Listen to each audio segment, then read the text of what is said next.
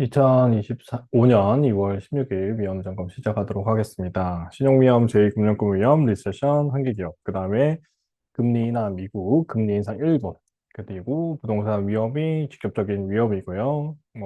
시장이 흔들리는 걸 미국으로 봤을 때 트럼프의 관세 정책이 크게 영향을 미칠 수는 있습니다. 이 요인. 근데 우리나라 시장에는 캐쳐 마크.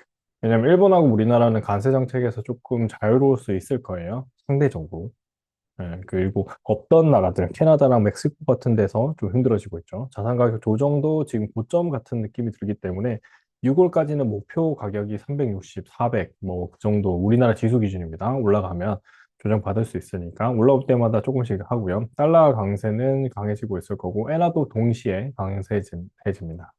그다음에 경기 진짜 신용위험 떨어졌다고 하지만 저는 모르겠어요. 5월, 6월 이후가 문제입니다. 우리나라는 이미 바닥은 찍었기 때문에 추가 발생이 힘들다라고 하는 거지만 글로벌 시장이 무너지면 같이 무너지는 게 우리나라 시장이기 때문에 그것 좀 확인하셔야 되고 중국 내수 부진 심각하죠. 근데 어쩔 수 없어요. 이걸 겪어야 우리나라로 선진국으로 올라가는 것처럼 올라갈 거고요. 그다음에 혁신의 동력은 중국이 가지고 있습니다. 그다음에 유럽의 불안 이것도 같이 가고 있다라고 보시면 됩니다. CDS는 30까지 떨어졌어요. 원달러율도 40원대로 내려갔고요. 요 밑에 이걸 깨버리면 바로 1,400원대가 깨지죠. 1,400원대 깨지면은 좀 괜찮아진다라고 보는데 이거는 정치적 이슈랑 밀접하게 연결고리가 있는 것 같고요. 그다음에 우리나라 신용위험은 위험자산 규모를 계속 줄여나가고 있습니다. 매물이 계속 나오니까 부동산이 안 팔린다는 이야기가 나오는데 어느 순간에 금리 인하와 관련된 이야기가 나오면 되는 건데 이게 위험을 먹고 상승하는 1, 2년이 될 수 있다. 그렇게 보시면 됩니다. 바로 이번에 5월에서 10월 사이에 힘들게 나오기보다는 부러지기 직전의 흔들림은 올해도 있고 내년도 있고 한 3년 있다가 터질 수도 있다. 3년 내에 움직일 수 있다. 그래서 해지 자산은 무조건 대응해야 된다. 이렇게 보시면 됩니다. 작년보다 조금씩 더 분명해지고 있고요. 그다음에 금강무 주당은 건설사가 힘들기 때문에 빨리 추경을 통해서 건설할 수 있는 기업들이 성장할 수 있는 새로운 건설사가 나올 수 있는 그런 것들을 만들어내야 됩니다. 은행 건전성 강화에 집중이죠. 지금은 이자놀이를 할 수 있지만 좀 있으면 이자놀이 못하게 될 거거든요. 저축은행 프로젝트 파이낸스 충당금 50% 이상 유지하라고 얘기하는 거고, 가계대출이 이제 줄기 시작합니다. 그 다음에 경기 위험한데 충당 위조를 더 쌓았고, 그 다음에 상위권, 요게 이런 것들, 휘청이나 저축은행이 있기 때문에 상위권 은행들도 같이 힘들어지는 거고 있고, 그 다음에 이렇게 새롭게 투자하는 거, 신탁사는 2,500억 적자지만 판교는 또 투자하는 거. 이게 판교가 그만큼 성장하는데 가행 투자가 되면 힘들거든요. 너나 할 거 없이 창업기업 많이 만들면 지식산업 선택의 무덤이 만들어지고 있잖아요. 그런 것들이 있지만 지방은 성장하려면 지식산업대에 입주를 해야 되지만 이걸 건물을 짓지 않고 기존 건물을 활용하는 지식산업센터로 가면 조금 낫지 않을까 이렇게 보고 있습니다. 그다음에 상장사 5곳 중에서 한계기업 비율 20%까지 올라가 있는 거 이런 부분이 있고 이건 구조조정이라기보다는 합병이 일어나야 됩니다. 근데 상장돼 있는 기업들을 그대로 남겨놔서 그렇고요. 여기 보시죠. 이렇게. 근데 미국도 상당히 많죠. 한계기업이 상당히 많다.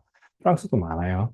일본이 이제 이상하게 작은 거고 일본은 진짜 꼼꼼하게 관리하는 거고 이게 평균에서 조금 높은 정도다. 이렇게 보시면 됩니다. 그 다음에 경기 침체와 연결해서 이제 또 살펴보면은 이제 국제공조는 힘든 상황이라고 계속 말씀드리고 AI 역습, 중임금 노동자의 실업, 미국이 저 실업도 결국에는 경기를 악화시키는 요인이 나올 겁니다. 추경 필요 이런 것도 있을 거고요. 경기 침체 미섭고 상가 경매가 계속 나온다. 상가는 신행 상가, 사람들이 모여 사는 곳, 아파트 단지가 있는 데가 성장할 거고 국가 예산 늘려서 대응을 해야 됩니다. 지금은 이제 그게 플러스 알파서 들어가야 되는 거고요. 그다음에 소유 후불결의 연체도 이런 것들도 힘들다는 거죠. 그다음에 기후 우선 대니도 밀리고 전체적으로 경제 성장을 원하는데 코로나일 때 다 무너졌기 때문에 돈을 풀었잖아요. 지금 그게 필요한 시점이다. 누가 먼저인지는 모르겠지만 그 시그널이 시장에 나와야 돈을 풀 수 있다라고 보시면 되고요.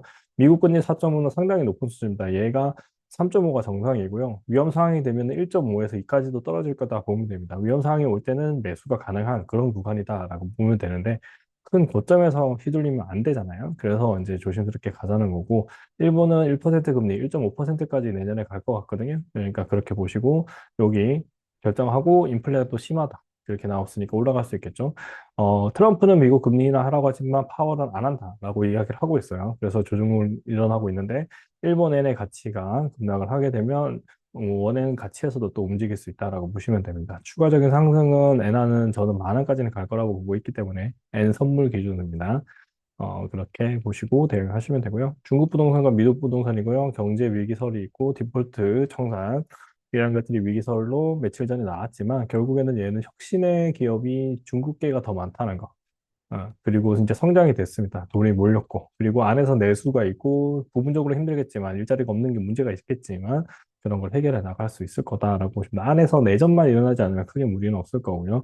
그다음에 글로벌 부동산에서 미국 부동산 산업과 충당금 이런 것들이 상업용 부동산들도 힘들고, 우리나라 미세에셋에서 이게 나왔다는 걸 저는 긍정적으로 보고 있고요. 중국 부동산 폭락할 거라는 이런 썰도 계속 나오고 있는 상황이다라고 보시고, 미국과 중국의 오래된 원도심 같은 지역의 부동산의 가치 하락이 시장을 조금 힘들게 할 수는 있습니다. 그런데 이걸 막는 방법이 뭘까요? 결국에는 국가가 여력이 있다면 좀 해주는 건데 미국은 해줄까요? 지금 하는 행정부의 역할을 봤을 때 안 해줄 겁니다. 그럼 그 악화의 영향은 2년 정도 걸릴 것 같거든요. 2년 정도 그 결과가 나타날 거고 실망감을 보여주면은 그때 급락 한번 나오고 이제 올라가는 그렇게 될 것 같습니다. 2년 동안은 박스권으로 뭐 10월에 사서 5월에 파는 시스템이 그대로 유효한다. 이렇게 보시면 될 것 같습니다. 이번 주 위험 상황은 여기까지 보고요. 전체 위험 한번 보고 가면 크게 무리 없고 관세를 계속하고 트럼프의 정치적 행위가 시장에 조금 흔들림을 줄 수 있다. 그 정도로 보시면 될 것 같습니다. 그리고 보라색이었던 게 녹색으로 바뀌었습니다. 이미 320, 310까지 내려갔던 게 340까지 올라왔기 때문에 지금은 한 중간 정도까지는 올라온 것 같거든요. 추가 상승은 360에서 400 사이니까 380 정도까지 가능할 거라고 보고 남은 목은 여러분의 목인 것 같습니다. 올라오는 것만큼 수익을 먹고 또 익절하시면서 시장 대응하시는 걸 추천드리고 여기까지 위험 점검 여기까지 마무리하도록 하겠습니다. 감사합니다.